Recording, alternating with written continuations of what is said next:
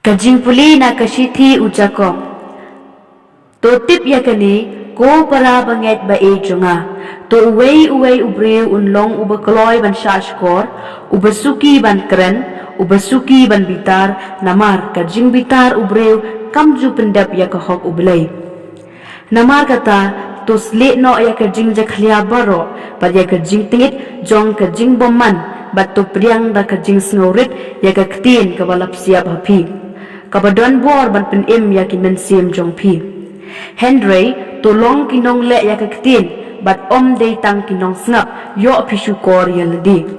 Namar lada uno ulong tang unong snap yakaktin bat unong le ulong kum ubre ubepet yala kadur kadar ha kagit kmi.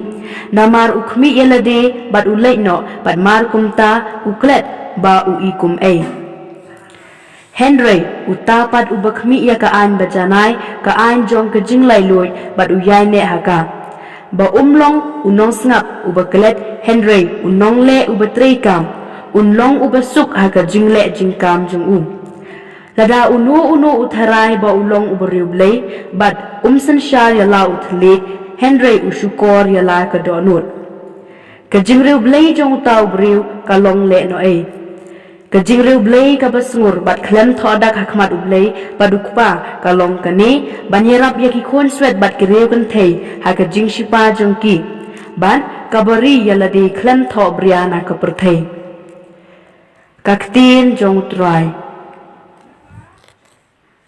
naga gospel kat kau Markus ha kata kapor ujisu bat kisenran kilawan habet saida bat kato kaningot kibriu kilawan yalam syau ya ubriu bamanla bat kila kerpa jau buun kata ya teo laptin ya bamanla nakakti balula yalam ya syabar kasnong bat endau lata ya kikmat jong da ka umbia ulabo laki kiti halor jong balula keli ya pila ban yo utau briu lakmet balula ngayo iya ki breu Henry ki ikum ki ding ki bayay ujisu ulabo biang ila ki kiti ya ki kmat utau breu te ula pet shine balula pen koya bat ula yo ishay kedar ya ki ay baro ujisu ula paano ya shayeng uda dalay wat lejrung hapo shnong ka gospel jong turay